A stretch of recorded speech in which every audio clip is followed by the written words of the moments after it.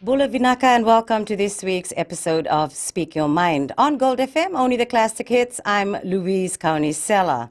On the 14th December 1990, the United Nations General Assembly designated the 1st of October the International Day of Older Persons. The theme of the 2019 commemoration is the journey to age equality. Now, to promote awareness on the care and respect of our senior citizens in the country, my guests today are from the Ministry of Women, Children and Poverty Alleviation, the Principal Welfare Officer of the Old People's Unit, Mrs. Dilitiana Balay Nambuli, and the Senior Welfare Officer of the Golden Age Home in Suva, Ms. Neelam Kumar. Welcome to the both of you to Speak Your Mind.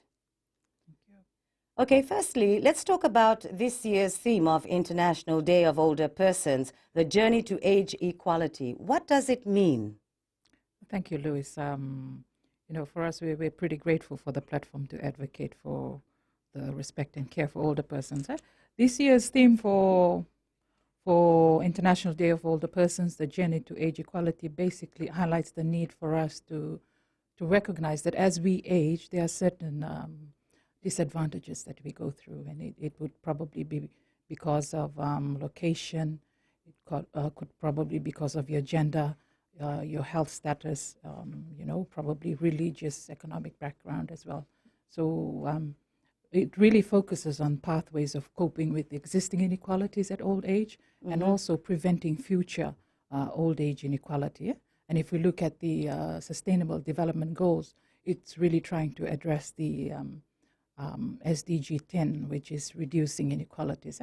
So that, in short, is something along the lines of the theme this year. Well, thank you very much. I know that even with the population growing at an extremely fast rate, it could pose a challenge for our older persons. But anyhow, the older persons are protected under the Bill of Rights provision under the 2013 Constitution. So could you tell us how? Yeah, thank you, Louis. For older persons in Fiji, we comprise about 9% of Fiji's population, sitting at about 80,000, and it's quite important that we look at the rights of older persons. And we did state that under the 2013 Constitution, Bill of Rights, they're all covered there. And if you're saying, okay, how are we? How can you justify that? Well, in government is responsible for providing for its citizens, irrespective of age, color, creed. So we're looking at, legislations, policy, programs, and services. And this could be in the form of education, healthcare, housing, sanitation, access to transport, food security. And for us, coming from the services for older persons, I think as we get to go along in the program, we'll be specifying some of these programs and service interventions. Okay. So have you got any example that you can tell us what has been done? Yeah, I think quite a popular one is the social pension scheme. It's really a social protection program that kicked off, I think, in 2012.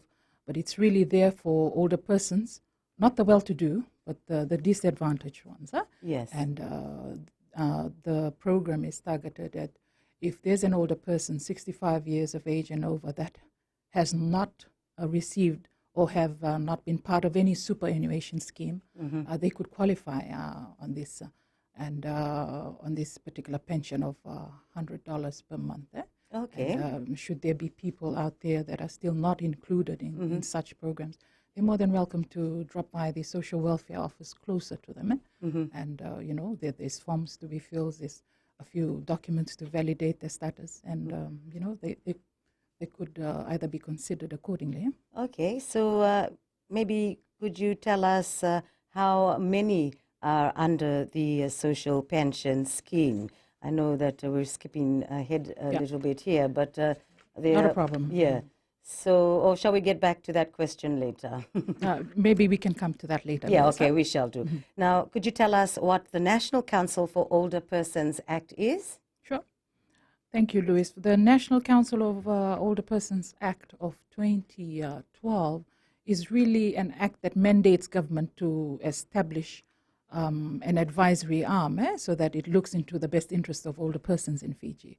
At the moment, Louis, we can confirm that this is an advisory arm that's currently sitting under the Ministry of Women, Children and Poverty Alleviation, even though it's supposed to be a statutory arm of government. But I think we'll progressively develop into, something like probably a National Council of Disabled Persons that operates on its own with its government. But it's there to, if I were to summarize what it's there for, the functions, it's there for as an advisor to government on issues relating to older persons, be it legislative, policy or programs and services. It's also a strategist, it's a planner. It's out there to consult relevant stakeholders on the best interests of older persons, including older persons themselves.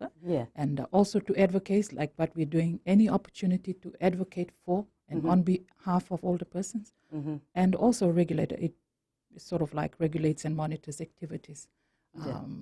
That's nice. But you did have the celebration on the day in Suva, right? Was that at Sukuna Park? It's at bowling club. Oh, okay, that's okay, bowling club. Yeah. So how did it go? I mean, how long has it been since you had the first one that, you have it in quite a big way, which is nice, which is good. Yeah, I think government picked it since the establishment of the National Council of Older Persons in 2013, I think from 2014 when government gave budgets. For us, it's been 5 years on. We've started to work with our divisions and our stakeholders. And I believe Neelam here she's the chief organizer of last week's event, and maybe she could probably add more value to the discussion. Neelam? Yeah, tell us, how did it go? I mean, the elderly person must really look forward to this day. Who do you invite and so on, and what do you do? Thank you, Luis. Firstly, I'd like to thank FBC for allowing us to be over here and using this platform to create awareness. Looking at the very successful event which we had last week on the 1st of October, definitely it was a great turnout and great activity for the residents. We had residents from other central division homes like Fatherlaw Home, we had PS Home roped in, and we had Golden Age Home Suva residents, and some of the older persons who are out there in the community were also invited so that they can come together and have this celebration. I mean, it is for the elderlies of our country, and surely this was just to mark their achievement and their contribution to our economy. And we had, after the celebration, we had a bowling session where ministry staffs and the chief guest, our Madam PS and the Director Social Welfare, plus the other stakeholders, the Board of Visitors of Golden Age Home Suva and the residents, they took part in the bowling session, and it was an activity for them, a memorable one, and definitely it will be a bigger way celebrated next year. I know it must have been so much fun for them. Yes. But on Speak Your Mind, this is Gold FM, only the classic hits. Do stay with us if you can. We'll be back in a moment.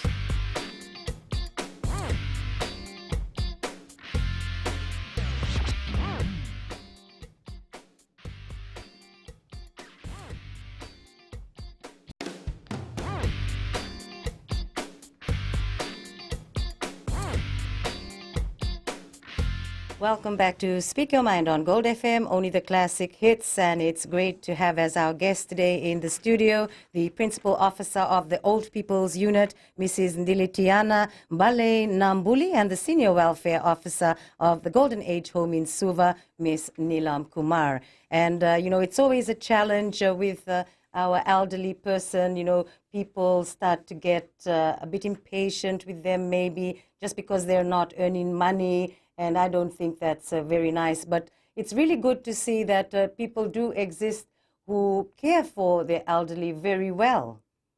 Yep. Thank you, Luis. I think it's due acknowledgement. I take this opportunity on this platform to thank elders, both past and present, for their contribution to nation building. And for us, it's as officials here, we're just echoing what ministry executives you may have heard on TV and read in the papers during the Senior Citizens Week last week, where the Madam Minister, Honorable Mary Seni Vuniwanga, the Permanent Secretary, Ms. Jennifer Poole, has been echoing sentiments along these lines as well. But really to acknowledge our elders for what they've contributed to nation building. And likewise, it's also important to recognize carers. These are the guys behind the work, and they're probably not acknowledged. They're not in the forefront, but it's so important for us to acknowledge them. Yeah, because I mean, they are doing the work in wherever they are, and their families are not really doing that. True. Yes, Very true. Yeah, because for us, caregivers at home, they probably are not remunerated for doing it. And here we are in, Neelam may wish to add further on that the scope of things that people do to care for someone. Maybe Neelam, you can add to what type of work they the services, thank you ma'am, the services which is being provided at Golden Age Home Suva and other homes in Fiji are meal services, we have welfare services, we have medical services being provided, laundry services, and we also have recreational activity which is being provided at the home where residents take part in activities, in excursions, in bowling session, in movies, and they also have their forum where they give us feedback of all the services which is being provided to them. Very important, residents, they also have their say on how and what can be done in order to improve or uplift the services which we are currently providing. We also have their Talanwa session, and they have their picnics and all the celebrations which we have in our country is also celebrated with them. For example, Diwali, Fiji Day, Christmas, New Year, Eid, and all the festivals is being celebrated with them. Father's Day and Mother's Day. At times they are very emotional during these days. They definitely miss their children, and it is hard to see them. They feel bad, but we just make it our priority, our main aim to provide the care, best care for them, and we make them happy. We also have social nights, so where residents get together and they have their where they have their refreshments with the activity, with social. And it's so good to hear this, Neelam, that you go all that way to make them happy. Because, I mean, that's a time in their life when, they start to feel lonely, they start to have all thoughts going through their minds. So you've done really good with the programs, I mean, at least to keep them happy. And especially if they don't have their family with them, they probably get a bit depressed as well. So you try to uplift their spirits. Oh, and I mean, they must be even like family, all of them living together under one roof in the home. Is that right? At the moment, when we get residents to Golden Age Home, the families do not come and drop them. We at times get them from the streets, we get them from hospitals, we get them from St. Giles Hospital. We get phone calls from the community, and they inform us that so and so person is here, been neglected. Please, the social welfare department, you come and assess and do something about this. So we go and do our assessment and get approvals from Director Social Welfare. So in order to get them in, it is mostly neglect and abandoned cases which are in the homes in Fiji. Like our values and culture, custom, it says to look after our elderlies at home. But we have seen that it has been changed. In the 3 homes, 136 are older persons which is being occupied. Currently, till date today is 137. And out of that, 105 are Indo-Fijians, and 23 are Itoke, and 4 are others. It is an alarming number for Indo-Fijians. Yes, very much. And I'm quite surprised with that statistic. that is our stats, and we will be going to the community in order to create this awareness. And currently we are doing that, and it is very important for our younger generation to be aware of these scenarios which we go through. Okay, so why do you think they've been abandoned like this? I mean, when they come to your home, what do they say? Yeah. Normally they say that my mom or dad is a person with disability. They have amputation. They are not in the best interest to look after them, and they have lots of issues why they are not able to look after them. Yeah, there's multiple issues. Yeah, thank you, So Neelam. yeah, you might be able to Yeah. add on to that. Yeah, Neelam Probably has, poverty. yes, I think the dynamics have changed. Yeah, okay. And the dynamics of care in each home is being challenged because, we're moving from traditional to modern. Yeah, And, okay, yes. mindsets have changed as well. Young people may have preferences for more nuclear. And there's a tendency that young people, well, we can't say they're probably not patient in solving problems. So Yeah, we I tend would to find a say. lot more people abandoned, neglected. Okay. So for us, it's these sort of platforms and having International Day of Older Persons that helps us to bring the issue out there, the reality, and probably how government, we can encourage people to, and groups, for that matter, stakeholders to come together to address this particular issue, because the issue is real. The homes are out there. Right now, there's probably just one or two user pay platforms for aged care. We have Pierce Home, Yes. and also Home of Compassion. The rest is really to take on board those that are abandoned and neglected, and they are full. And every day we get to have people knocking on our doors. We can say that there's a lot of pending cases, but the homes are full. So we really need to go out into the communities to say, okay, this is probably the real trend. What's the problem? How can government is here to help you? For that social pension scheme, it's not given free of charge. It's meant to add value to what families are earning. Yes. To complement the care in the homes. Yeah. Right. I mean, even if they had an elderly parent, obviously they Yes. come and talk to you. You could work something out Yes. so they can continue to care for their parents. Definitely. So it's work in progress for government. Yes. We can't achieve it in isolation. We need to work in partnership. And, there's a lot more to do in terms of partnership to address the issue at hand. On Speak Your Mind, this is Gold FM, only the classic hits, and we'll be back soon.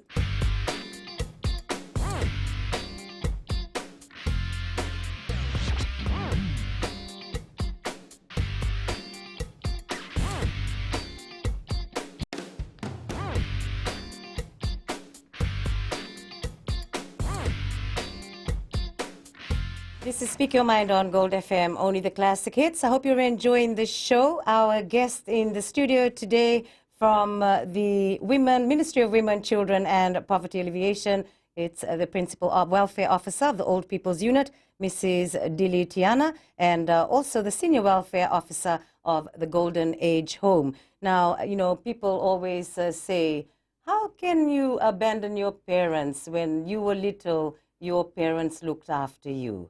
And unfortunately, these days, it doesn't seem to be working out that way. So anyway, let's go to, can you tell us what the National Aging Policy is about? Yeah, thank you, Louise. The National Aging Policy is really a framework to assist government and its stakeholders on a roadmap towards addressing, welfare of older persons, and their general health. So it's really looking at a package to see how we can have service improvements, care interventions for older persons in the different sectors that are out there. So Fiji developed its first aging policy in 2011. We had a round of consultations, national consultations and divisional consultations, where people had their input towards the policy. Now that policy, Louis, is it had a lifespan of 2011 to 2015. So currently, it's subject to review. So the ministry is going into partnership with UNFPA to review that policy this year. But if we get to look at the instruments and what it is, what the goal is for, it's basically looking at the inclusion of older persons, the protection of older persons, the healthy aging aspect of aging, and also the creation of enabling environments for older persons. So the initial policy was looking at something like that. And so we are taking that policy out again to see how, what has changed and we need to include. So that needs a series of consultations as well. And government is putting money on the table to actually ensure that there's a review of this policy, so that once you have a good plan, you can resource that plan, and then you could work with partners who can assist you in achieving some of the goals towards those aspects of inclusion, protection, healthy aging, and likewise provision of enabling environments. For us, we don't only look at institutional care, those in the senior citizens' home, but we also look at the bulk that's out there in the community. Yes, as a whole, Yes. being an elderly person, because, right. I mean, they go through depression, I believe. I mean, must be worse for them in the homes, but even if they're in their own homes, they still go through depression sometimes. I think Neelam would know better.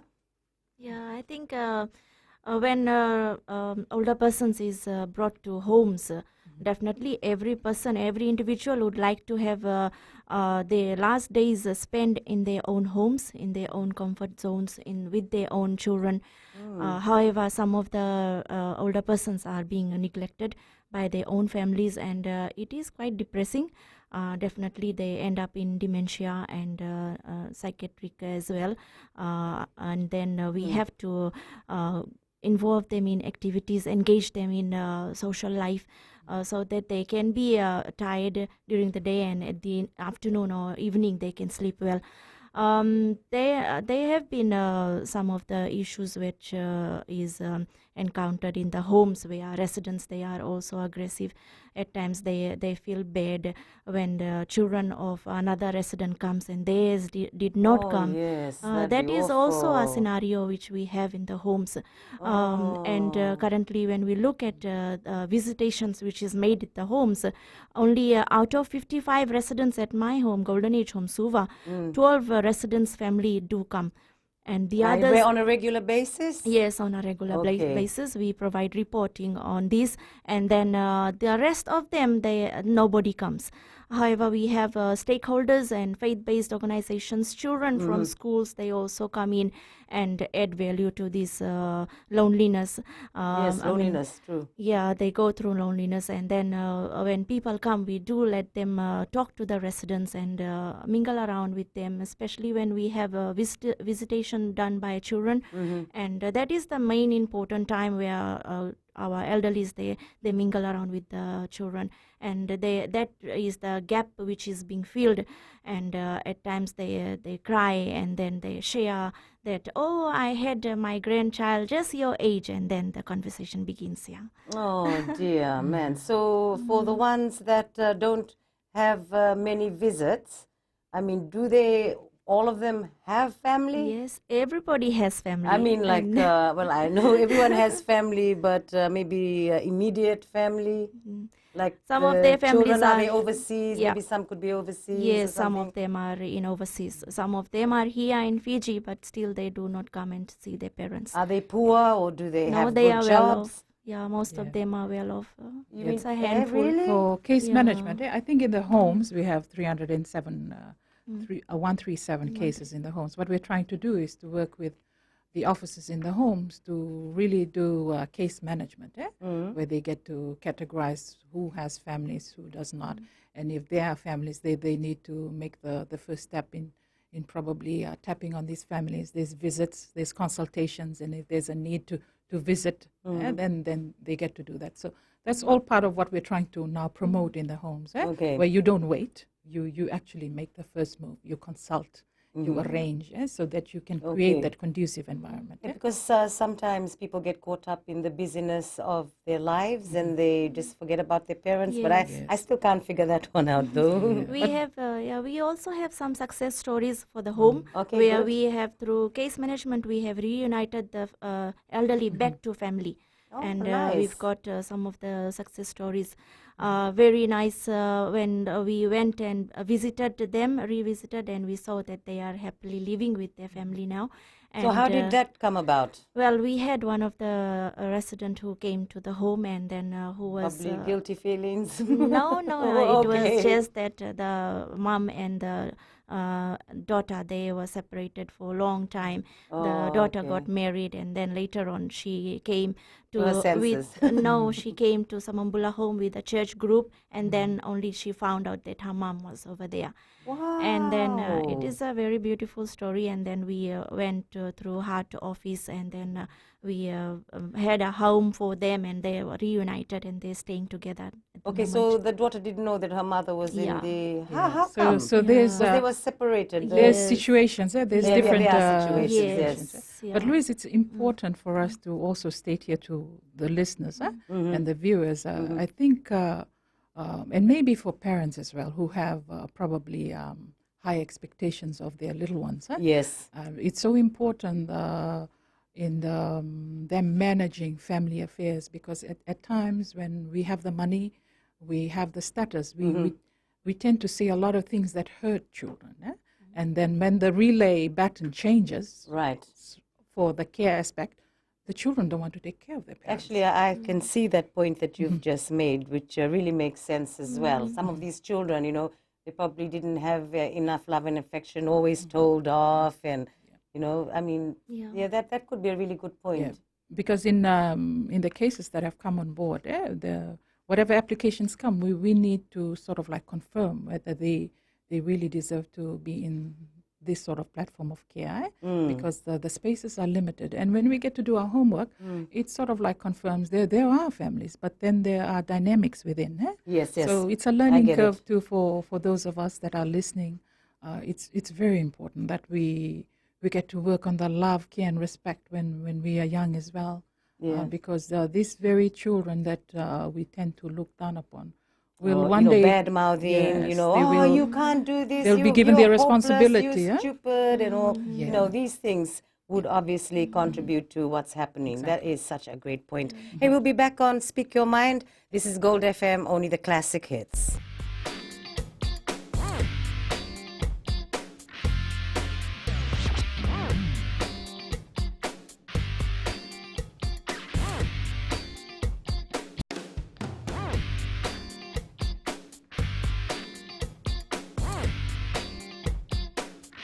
Welcome back to Speak Your Mind on Gold FM, only the classic hits. I'm Louise Kaunisella. My guests in the studio today have kindly come to talk about a very important topic, and that is, of course, the elderly person. And from the Old People's Unit, she's the Principal Welfare Officer, Mrs. Ndili Tiana Mbalenambuli, and the Senior Welfare Officer of the Golden Age Home in Suva, Neelam. So our next question, this is really interesting. It's a real eye-opener, this topic of, how you could end up when you become an elderly person. I know for a fact that's why it's really good to be independent, look ahead for your future, and so that you won't have to depend on your children to start off with.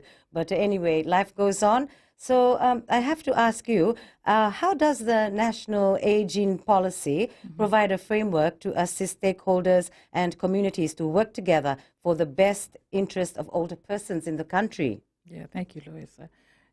For the aging policy, it's a framework where partners need to work together to achieve the goals and recommendations outlined. Like I've alluded to, it's the inclusion, the protection, the healthy aging aspect of aging, and also the creation of enabling environments for older persons. And a lot of what we're targeting is out there in the community, because for the homes, the source is really from the communities out there. So we're really looking at a multi-sectoral approach of partners to come in and add value.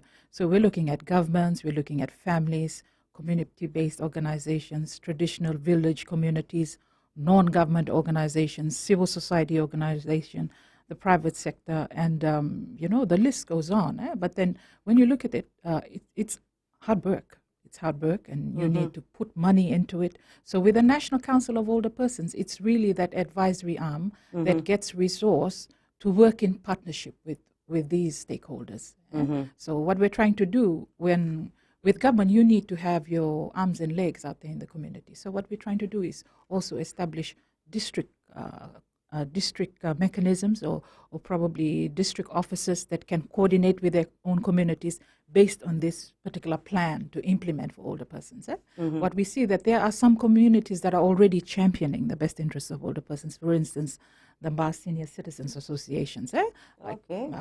They've got membership drive out there, but Bar Senior Citizens Organization organizes programs for older persons every Wednesday. So it's an opportunity for them to meet and greet each other, share, and then go back to the routine. Huh? This is very important. You need to keep them occupied, otherwise they get lost in their thoughts, Exactly. That's a very good thing to do, yes. And we're trying to promote that similar concept right throughout Fiji. Yes. And we need champions, and I think older persons themselves are good champions, and with the support of young people. And of course, the team in the ministry is working with whatever resources we have to actually communicate this to communities as well. Maybe we're trying our very best to get into a structured, coordinated approach. But as is, we are resourcing a lot on just creating awareness. Okay. Yeah. So, and Neelam and her team are also part of taking out this awareness. Neelam, you want to add value to that? Yeah, regarding awareness, very important. The home's welfare officers have been doing this. We have got the registration under Fijian Teachers Registration Board in order to enter into schools, so that we can go and create awareness to the younger generation. Till date, we have created awareness in the Central Division schools. We are still moving forward on that. We have also created awareness in USPs, communities, villages. We have created awareness as well, and we have been targeting the Ramayan Mandalis. We will be going to create awareness over there as well, because most of our residents are from Indian descent, and the Indo-Fijians who are in the homes. And it does not stop over there. We also create awareness to our own staff, so that there cannot be any issues regarding elder abuse. Elder abuse is it's a rise in the community, and we also see that our homes are first targeted on this issue. We campaign it ourselves rather than going into the community to inform the rest of them. So when you do your awareness, what is it that you tell the people? Well, we tell the people on the policy and procedures, the policies of National Aging 2011-2015, which is also under review. And we also tell them on the care and protection of older person. We inform the community on elder abuse and the ways they can seek assistance in order to help the elderly in a better position or better environment where they can live in. If there is any issues on medical conditions, we also get in rope in the zone nurses from Ministry of Health and Medical Services, where we partnership with them and then go into the community, and we provide this service holistically. Yes. Well, that's really good. I mean, because elderly abuse does exist. Have you had cases where, they even smack the elderly when they want something, they're cruel to them. That's abuse. There are abuse, 6 types of elderly abuse: financial abuse, physical abuse, neglect, abandonment, and there are emotional yes. abuses. Yeah. So financial abuse is one of the abuses which is being happening. Like Madam has said, social pension scheme is being given to the older persons. At times, families, they take in their card and then they withdraw money, and it goes into their own pocket. And elderly does not get it. So these are some of the type of abuses which the elderly is supposed to be having the cash in their hand. The family takes over. Yeah. We also had some physical abuses previously in the community, where we had to go in and step in and get the elderly out of the. So someone had reported it, had Yes. they? Probably a neighbor or something called. Hey, but we'll be back soon on Speak Your Mind. This is Gold FM, only the classic hits, your only classic hits radio station in the country.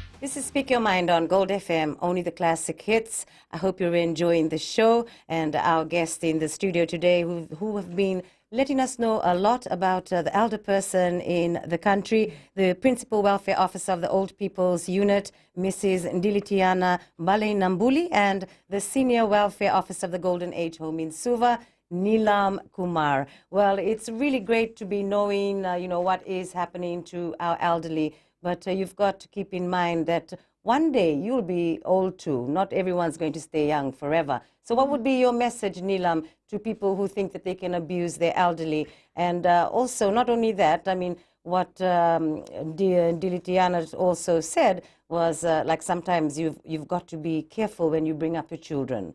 Don't talk down on them. Show them a lot of love and affection, because when you do get old and you're not independent, you need help, your children turn the other way. Yeah, from my perspective, I would say that government is doing its part and in creating awareness, in looking after the elderly. And I just want to challenge the community and the listeners out there. What can we do as an individual to our elderly? There is a very important thing that we need to give respect, and every elderly should be living a life with dignity. And as individual, we need to see that whatever we do, our children are watching. So if we dump our parents to older person's home, our children will also follow that. Oh, mom and dad, you did this to grandpa and grandma, so I'm going to follow that as well. So what we sow, that's what we're going to reap.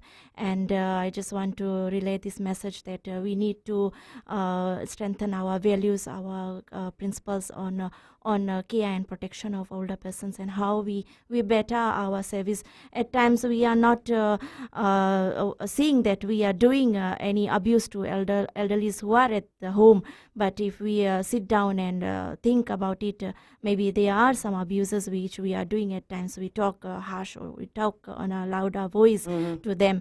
I mean, that's also something which elderlies take it very keenly. Yeah, and I would like to request if we could look after our elderlies with respect and with dignity, so that our children see and they also follow what we do. Yeah. Man, that is so true. Thank you very much, Neelam. After all, I mean, all religions mention that you are supposed to be kind to your parents. Yes. I mean, it's not much just, showing kindness and providing a plate of food and, giving them a little room to themselves. I mean, you'd feel good if you could do that. On the same note, I would say that the wheels, if any older person has property and they have would like to do wheels, surely they can do the wheels, but it is very nice, very important if they think about it, and only when they are no more in the country, in this world, then only it should be transferred to the children, not that they are still alive and the property gets transferred to the children. Yeah, that's something So, I mean, I just that's wanted to highlight on. That's another scenario. That's what's been going on. Yes. Oh, man, this world now, I don't know. I mean, in this age and time, it is really bad. I mean, everyone is just for money, the value of money, not the value of family and love.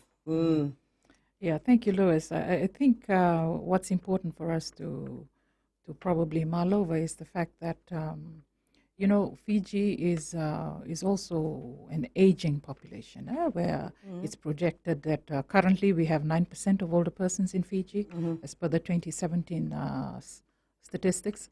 But they say in 30 years' time, we would probably reach 20% of Fiji's population. So we are expecting a population bulge in the age category itself. So it challenges governments and relevant stakeholders to work together so that we put in place the relevant interventions, whether it be legislation or whether it be service or policies that will address. And so for us, the review of the aging policy is something very critical. Yes. And I know there will be noble mentions of the need to have because we currently don't have a legislation that looks after the care and respect for older persons, the care and protection of older persons. So that's probably something that would be of interest, because Yes, it would be. it's Yes. something we do have protection for children, yes. but older persons we really don't. Sometimes our interventions can only go this far because there's no law that mandates us to go further than that. So I think really for Fijians out there, as and when we get to call our consultations for older persons to review this particular policy framework, it's very important that we get to hear your views on some of the challenges. Because in Fiji, there's the marine terrain, there's the interior, there's the coastline, and there's urban and rural. We need to know what are your realities. It would probably be caregiving for older persons, but what aspects of it? Because government needs to frame something that will bridge that gap. Yes. Yeah, that's probably something that we will encourage. Participation of citizens in the consultation process, because not when we've finalized whatever it is, and then we get to talk behind the scenes. You've got to be involved. And older persons out there, we want to thank them. We also need to be encouraged as stakeholders to involve older persons. Out there in the education sector, we hear that the problem out there, our children have problems in numeracy and literacy. So we have retirees out there. How can we engage this pool of resources to give back to to Fiji in helping? And so there's a lot of ways in which policy-wise we're trying to encourage that stakeholders come on board. We know there's a few out there that's recruiting retirees, people with a lot of wealth of knowledge to contribute to Fiji. Yes, I know. So we need to include them in this development agenda as well. We should, because they've done a great contribution to the country. If they're old, they should be able to live happily for at least the rest of their lives. Exactly. Life is not that long. If you're old, you just looking around the corner too, but just be happy. I think that's the main thing, and it's not only for the elderly in care homes, it's for the elderly in general. Exactly. So what would you say, Neelam? How would you make an elderly person happy?